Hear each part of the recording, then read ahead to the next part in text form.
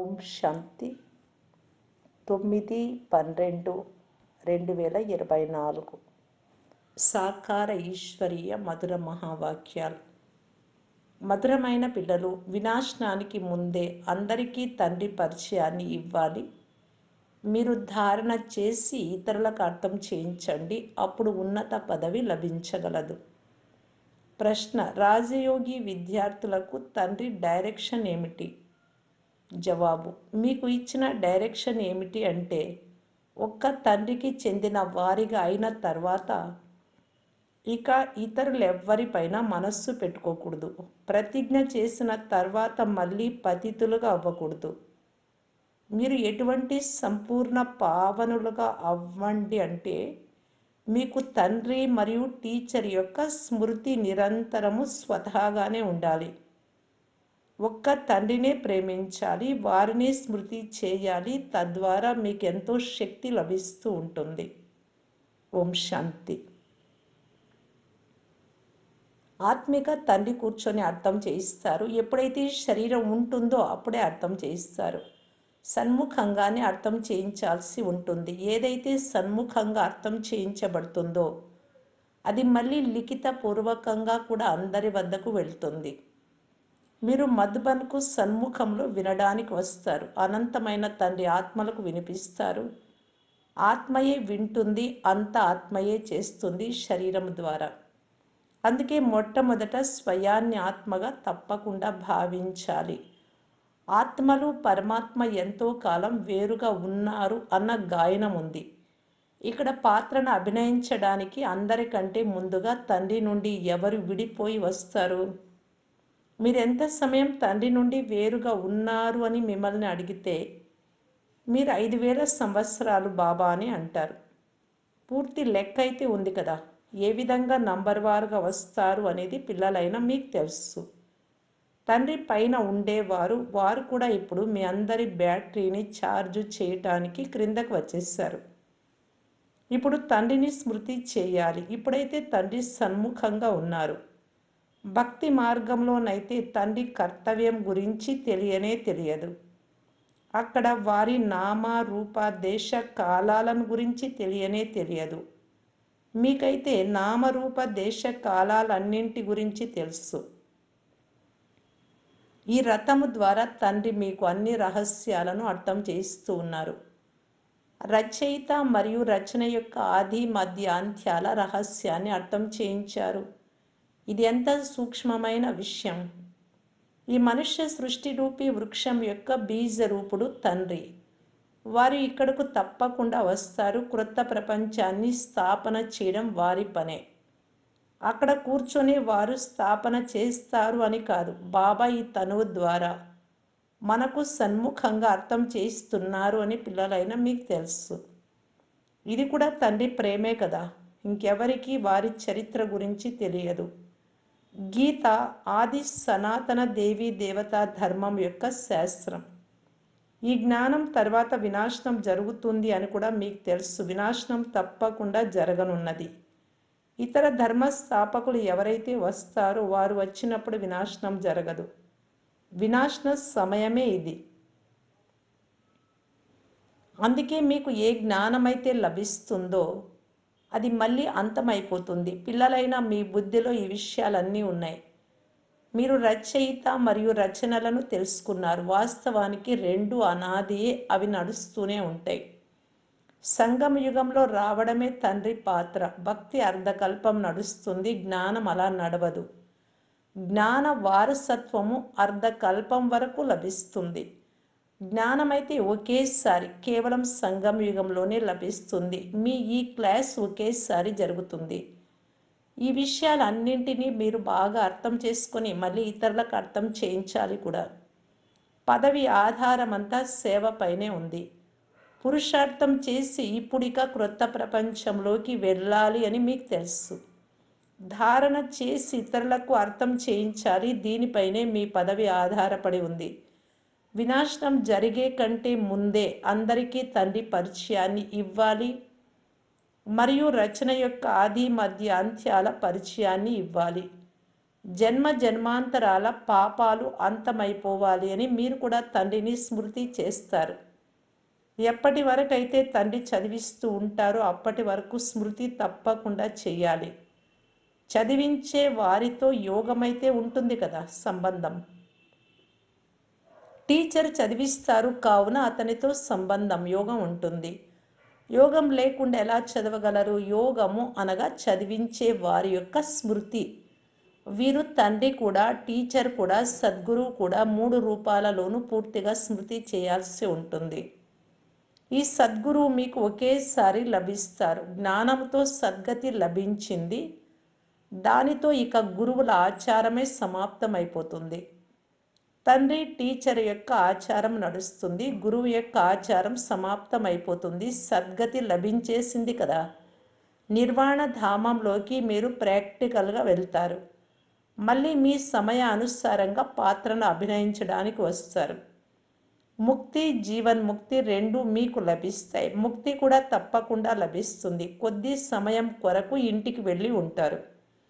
ఇక్కడైతే శరీరంతో పాత్ర అభినయించాల్సి ఉంటుంది. చివరిలో పాత్రధారులందరూ వచ్చేస్తారు. నాటకం ఎప్పుడైతే పూర్తి అవుతుందో అప్పుడు పాత్రధారులందరూ స్టేజ్ పైకి వచ్చేస్తారు. ఇప్పుడు కూడా పాత్రధారులందరూ పరంధామం నుండి స్టేజ్ పైకి వచ్చి ఉన్నారు. ఎంత ఘోరమైన గందరగోళం ఉంది. సత్యుగం ఆదిలో ఇటువంటి ఘోరమైన గందరగోళం ఉండేది కాదు. ఇప్పుడైతే ఎంతటి అశాంతి ఉంది. ఇప్పుడు ఏ విధంగా తండ్రికి సృష్టి చక్రం యొక్క జ్ఞానం ఉందో అలాగే పిల్లలకు కూడా జ్ఞానం ఉంది. బీజానికి తన వృక్షం ఎలా వృద్ధి చెంది అంతమవుతుంది అన్న జ్ఞానం ఉంది కదా. ఇప్పుడు మీరు క్రొత్త ప్రపంచం యొక్క అంటును కట్టేందుకు లేక ఆది సనాతన దేవీ దేవత ధర్మం యొక్క అంటును కట్టేందుకు కూర్చొని ఉన్నారు. ఈ లక్ష్మీనారాయణులు రాజ్యాన్ని ఎలా పొందారు అన్నది మీకు తెలుసు. ఇప్పుడు మీరు క్రొత్త ప్రపంచం యొక్క యువరాజులుగా అవుతామని కూడా మీకు తెలుసు. ఈ ప్రపంచంలో ఉండే వారందరూ స్వయాన్ని యజమానులుగానే పిలుచుకుంటారు కదా. ఏ విధంగా ఇప్పుడు కూడా అందరూ భారత్ మా దేశం అని అంటారు. అలాగే స్వర్గంలో ఉండే వారందరూ స్వయాన్ని యజమానులుగానే పిలిపించుకుంటారు. ఇప్పుడు మీరు సంగమ యుగంలో నిలబడి ఉన్నాము అని, శివాలయము స్వర్గంలోకి వెళ్ళనున్నామని భావిస్తారు. ఇప్పుడు ఇక అక్కడికి వెళ్ళిపోనున్నాము. మనం వెళ్ళి శివాలయానికి యజమానులుగా అవుతాం. మీ లక్ష్యము, ఉద్దేశ్యము ఇదే. యథా రాజారాణి తథా ప్రజ. అందరూ శివాలయానికి యజమానులుగా అవుతారు. ఇకపోతే రాజధానిలో భిన్న భిన్న పదవులైతే ఉండనే ఉంటాయి. అక్కడ మంత్రులు ఎవ్వరూ ఉండనే ఉండరు. ఎప్పుడైతే పతితులుగా అవుతారో ద్వాపరంలో అప్పుడే మంత్రులు ఉంటారు. లక్ష్మీనారాయణులు లేక సీతారాముల యొక్క మంత్రులు అని మీరు విని ఉండరు. ఎందుకంటే వారు స్వయం సతో ప్రధానమైన పావన బుద్ధి కలవారు. లక్ష్మీనారాయణులు, సీతారాములు మళ్ళీ ఎప్పుడైతే పతితులుగా అవుతారో అప్పుడు రాజు రాణులు సలహాలు తీసుకునేందుకు ఒక మంత్రిని పెట్టుకుంటారు. ఇప్పుడైతే చూడండి అనేక మంది మంత్రులు ఉన్నారు. ఇది చాలా ఆనందకరమైన నాటకము అని పిల్లలైనా మీకు తెలుసు. నాటకం ఎప్పుడు ఆనందాన్ని కలిగించేదిగానే ఉంటుంది. సుఖము ఉంటుంది, దుఃఖము ఉంటుంది. ఈ అనంతమైన నాటకం గురించి పిల్లలైనా మీకే తెలుసు. ఇందులో ఏడవాల్సిన, పెడబొబ్బలు పెట్టాల్సిన విషయం ఏమీ లేదు. గతించిన దానిని గతంగానే చూడండి. ఈ సృష్టి నాటకం తయారై సిద్ధంగా ఉంది. అదే ఇప్పుడు జరుగుతుంది. ఇప్పుడు క్రొత్తగా ఏమీ తయారయ్యేది లేదు. జరగరానిది ఏమైనా జరిగినా చింతించాల్సిన అవసరం ఏమీ లేదు. ఈ నాటకం మీ బుద్ధిలో ఉంది. మీరు ఇందులోని పాత్రధారులు. మీ 84 జన్మల పాత్ర యాక్యురేట్ అయినది మరియు అవినాశి అయినది. ఎవరు ఏ జన్మలో ఏ పాత్రను అభినయిస్తూ వచ్చారో అదే అభినయిస్తూ ఉంటారు. నేటికి 5000 సంవత్సరాల క్రితం కూడా మీతో స్వయాన్ని ఆత్మగా భావించండి అనే చెప్పాను. గీతలో కూడా ఈ పదాలు ఉన్నాయి. మీకు తెలుసు తప్పకుండా ఆది సనాతన దేవీ దేవత ధర్మం ఎప్పుడైతే స్థాపన అయిందో అప్పుడు తండ్రి అన్నారు, దేహపు సర్వధర్మాలను వదిలి స్వయాన్ని ఆత్మగా భావించండి మరియు తండ్రిని స్మృతి చేయండి. మన్మనాభవన్న పదం యొక్క అర్థాన్ని అయితే తండ్రి బాగా అర్థం చేయించారు. భాష కూడా ఇదే. ఇక్కడ ఎన్ని భాషలు ఉన్నాయో చూడండి. భాషల విషయంలో కూడా ఎన్ని గొడవలు జరుగుతూ ఉంటాయి. భాష లేకుండా అయితే పని నడవదు. ఎటువంటి భాషలు నేర్చుకొని వస్తారు అంటే ఇక మాతృభాష అంతమైపోతుంది. ఎవరైతే ఎక్కువ భాషలు నేర్చుకుంటారో వారికి బహుమానాలు కూడా లభిస్తాయి. ఎన్ని ధర్మాలు ఉంటే అన్ని భాషలు ఉంటాయి. అక్కడైతే మీకు తెలుసు స్వర్గంలో మీ రాజ్యమే ఉంటుంది, అలాగే భాష కూడా ఒక్కటే ఉంటుంది. ఇక్కడైతే 100 మైళ్ళకు ఒక భాష ఉంది, అక్కడైతే ఒకే భాష ఉంటుంది. ఈ విషయాలన్నింటినీ తండ్రి కూర్చొని అర్థం చేయిస్తారు. కావున ఆ తండ్రిని స్మృతి చేస్తూ ఉండండి. శివబాబా బ్రహ్మ ద్వారా అర్థం చేయిస్తారు. రథం అయితే తప్పకుండా కావాలి. శివబాబా మీకు తండ్రి. నాకైతే లెక్కలేనంత మంది పిల్లలు ఉన్నారు అని బాబా అంటారు. బాబా బ్రహ్మ ద్వారా చదివిస్తారు కదా. టీచర్ను ఎప్పుడు ఆలింగనం చేసుకోరు. తండ్రి అయితే మిమ్మల్ని చదివించడానికి వచ్చారు, రాజయోగాన్ని నేర్పిస్తారు. కావున వారు టీచర్ అయినట్లు. మీరు విద్యార్థులు ఎప్పుడైనా టీచర్ను ఆలింగనం చేసుకుంటారా? ఒక్క తండ్రికి చెందిన వారికి అయిన తర్వాత ఇక ఇతరులపై మనస్సు పెట్టుకోకూడదు. తండ్రి అంటారు, నేను మీకు రాజయోగాన్ని నేర్పించడానికి వచ్చాను. మీరు శరీరధారులు, నేను అశరీరిని, పైన ఉండేవాడిని. ఏమంటారు అంటే, బాబా మీరు పావనంగా చేయడానికి రండి అని పిలుస్తారు అనగా మీరు పతితులుగా ఉన్నట్లే కదా. మరి నన్ను ఎలా ఆలింగనం చేసుకోగలరు? ప్రతిజ్ఞ చేసి మళ్ళీ పతితులుగా అయిపోతారు. ఎప్పుడైతే పూర్తిగా పావనంగా అవుతారో అప్పుడు ఇక చివరిలో స్మృతిలో కూడా ఉంటారు. టీచర్ను, గురువును స్మృతి చేస్తూ ఉంటారు. ఇప్పుడైతే చీచీగా అయి పడిపోతారు, ఇంకా 100 రెట్ల దండన లభిస్తుంది. బ్రహ్మ మధ్యలో మధ్యవర్తి రూపంలో లభించారు. స్మృతి చేయాల్సింది శివబాబాను. బ్రహ్మబాబా అంటారు, నేను కూడా శివబాబాకు అతి ప్రియమైన బిడ్డను. మరి నేను ఎలా ఆలింగనం చేసుకోగలను? మీరైతే ఈ కనీసం ఈ శరీరం ద్వారానైనా కలుసుకుంటారు, కానీ నేను వారిని ఎలా ఆలింగనం చేసుకోగలను? తండ్రి అయితే అంటారు, పిల్లలు మీరు ఒక్క తండ్రిని స్మృతి చేయండి, ప్రేమించండి. స్మృతి ద్వారా మీకు ఎంతో శక్తి లభిస్తుంది. తండ్రి సర్వశక్తివంతుడు. తండ్రి నుండి మీకు ఇంతటి శక్తి లభిస్తుంది. మీరు ఎంత శక్తివంతులుగా అవుతారు. మీ రాజధానిపై ఎవరు విజయాన్ని పొందలేరు. రావణ రాజ్యమే అంతమైపోతుంది. దుఃఖాన్ని ఇచ్చేవారు ఎవరు మిగిలి ఉండరు. దానిని సుఖధామము అని అంటారు. రావణుడు మొత్తం విశ్వం అంతటిలో అందరికీ దుఃఖాన్ని ఇస్తారు. జంతువులు కూడా దుఃఖితం అవుతాయి. అక్కడైతే జంతువులు కూడా పరస్పరము ప్రేమగా ఉంటాయి. ఇక్కడైతే అసలు ప్రేమే లేదు. ఈ డ్రామా ఎలా తిరుగుతుంది అనేది పిల్లలైనా మీకు తెలుసు. దీని ఆది మధ్య అంత్యాల రహస్యాన్ని తండ్రి అర్థం చేయిస్తారు. కొందరు బాగా చదువుకుంటారు, కొందరు తక్కువగా చదువుకుంటారు. కానీ చదవడం అయితే అందరూ చదువుకుంటారు కదా. మొత్తం ప్రపంచమంతా కూడా చదువుతుంది అనగా తండ్రిని స్మృతి చేస్తుంది. తండ్రిని స్మృతి చేయడము ఇది కూడా చదువే కదా. ఆ తండ్రిని అందరూ స్మృతి చేస్తారు. వారు సర్వుల సద్గతి దాత, సర్వులకు సుఖాన్ని ఇచ్చేవారు. మీరు వచ్చి పావనంగా తయారు చెయ్యండి అని అంటున్నారు అంటే తప్పకుండా పతితులుగా ఉన్నట్లే. తండ్రి వికారులను నిర్వికారులుగా తయారు చేసేందుకే వస్తారు. హే అల్లా, మీరు వచ్చి మమ్మల్ని పావనంగా చేయండి అని పిలుస్తారు కూడా. వారి పనే ఇది, అందుకే పిలుస్తారు. మీ భాష కూడా కరెక్ట్గా ఉండాలి. వారు ఒకరు అల్లాహ్ అంటే ఇంకొకరు గాడ్ అని అంటారు, గాడ్ ఫాదర్ అని కూడా అంటారు. చివరిలో వచ్చే వారి బుద్ధి కొంత మంచిగానే ఉంటుంది. వారు అంత దుఃఖితులు అవ్వరు. ఇప్పుడు మీరు సన్ముఖంగా కూర్చున్నారు, మీరేం చేస్తారు? శివబాబాను బ్రహ్మబాబా బురుకుటిలో చూస్తారు. బాబా మళ్ళీ మీ బురుకుటిలో చూస్తారు. నేను ఎవరిలోకైతే ప్రవేశిస్తానో అతడిని చూడగలనా? అతనైతే నా ప్రక్కనే కూర్చున్నారు. ఇది బాగా అర్థం చేసుకోవాల్సిన విషయం. నేను ఇతని ప్రక్కనే కూర్చున్నాను, వీరు నా పక్కన కూర్చున్నారు అని ఇతను కూడా భావిస్తారు. మేము మీ ముందు ఉన్నాము, మా ముందు ఇద్దరిని చూస్తున్నాము అని మీరు అంటారు. తండ్రి మరియు దాదా రెండు ఆత్మలను మీరు చూస్తారు. బాప్ దాదా అని ఎవరిని అంటారు అనే జ్ఞానం మీలో ఉంది. ఆత్మ ఎదురుగా కూర్చొని ఉంది. భక్తి మార్గంలోనైతే కళ్ళు మూసుకొని వింటారు. చదివి ఎప్పుడు అలా చదువుకోబడదు. టీచర్ని అయితే చూడాల్సి ఉంటుంది కదా. ఇక్కడైతే వీరు తండ్రి కూడా టీచర్ కూడా కావున ఎదురుగా చూడవలసి ఉంటుంది. వారు ఎదురుగా కూర్చున్నప్పుడు కళ్ళు మూసుకొని ఉండడము, ఉనికి పాటలు పడుతూ ఉండడము, ఇలా అయితే చదువుకోలేరు. విద్యార్థి టీచర్ను తప్పకుండా చూస్తూ ఉంటారు. లేకపోతే టీచర్ అంటారు, ఇతనైతే కునికి పాటలు పడుతూ ఉంటాడు, ఇతనేమైనా తాగి వచ్చాడా అని. బాబాయి తనవులో ఉన్నారు అని, నేను బాబాను చూస్తున్నాను అని మీ బుద్ధిలో ఉంది. తండ్రి అర్థం చేయిస్తారు. కళ్ళు మూసుకొని కూర్చునేందుకు ఇది సామాన్యమైన క్లాస్ ఏమీ కాదు. స్కూల్లో ఎప్పుడైనా ఎవరైనా కళ్ళు మూసుకొని కూర్చుంటారా? ఇతర సత్సంగాలను స్కూల్ అని అనరు. గీతను వినిపించినా కానీ దానిని స్కూల్ అని అనరు. వారిని చూసేందుకు వారేమైనా తండ్రా? కొందరు శివుడి భక్తులు ఉంటారు. వారు శివుడినే తలుచుకుంటూ ఉంటారు. చెవుల ద్వారా కథను వింటూ ఉంటారు. శివుడి భక్తి చేసేవారు శివుడిని స్మృతి చేయాల్సి ఉంటుంది. ఏ సత్సంగాలలోనూ ప్రశ్నోత్తరాలు ఉండవు, ఇక్కడ ఉంటాయి. ఇక్కడ మీ సంపాదన ఎంతో ఉంది. సంపాదనలో ఎప్పుడు ఆవలింతలు రావు. ధనం లభిస్తుంది కదా, కావున సంతోషం ఉంటుంది.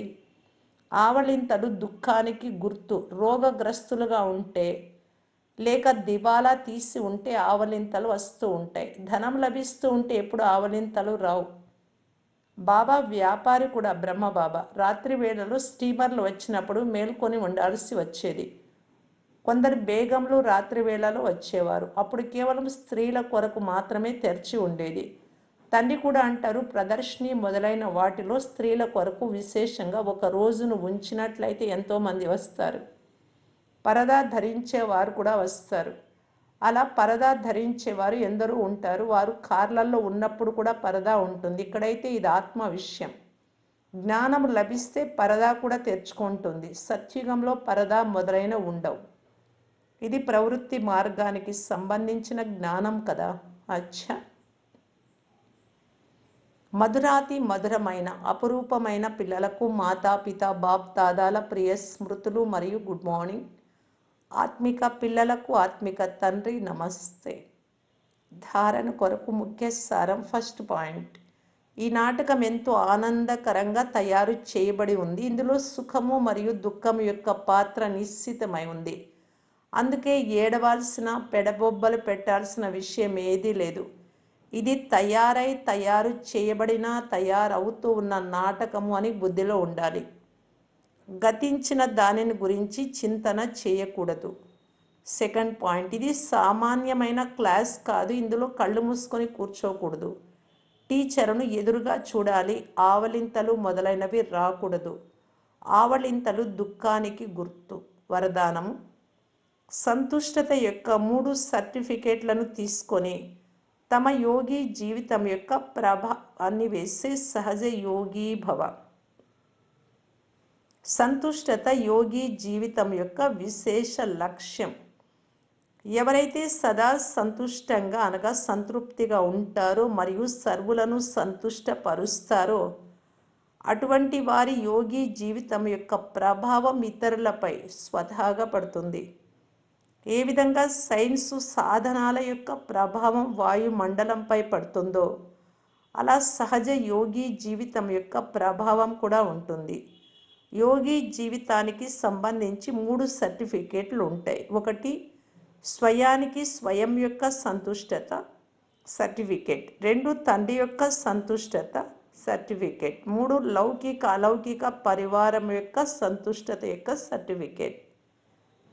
ఈ 3 సర్టిఫికేట్లు ఇప్పుడు పొందాలి. స్లోగన్, స్వరాజ్యము అనే తిలకము, విశ్వ కళ్యాణము అనే కిరీటం మరియు స్థితి అనే సింహాసనంపై విరాజమానమై ఉండేవారే రాజయోగులు.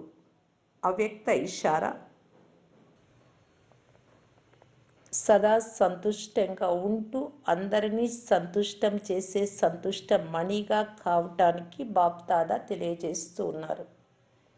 ఎవరు హృదయంతో సేవ చేస్తారో, స్మృతి చేస్తారో వారికి శ్రమ తక్కువ, సంతృప్తి ఎక్కువ ఉంటుంది. ఎవరు హృదయపూర్వక స్నేహంతో స్మృతి చేయరో, కేవలము జ్ఞానము ఆధారంగా బుద్ధితో స్మృతి చేస్తారో, సేవ చేస్తారో వారికి శ్రమ ఎక్కువ ఉంటుంది, సంతుష్టత తక్కువ ఉంటుంది. ఒకవేళ సఫలత పొందినా కూడా మనస్సులో సంతృప్తి తక్కువ ఉంటుంది. బాగానే ఉంది కానీ అయినా కూడా అంటూ ఉంటారు. అనగా ఏదో లోటును అనుభూతి చెందుతూ ఉంటారు. హృదయంతో చేసేవారు చేస్తూ ఉంటారు, సదా సంతుష్టత యొక్క పాట పాడుతూ ఉంటారు. ఓం శాంతి.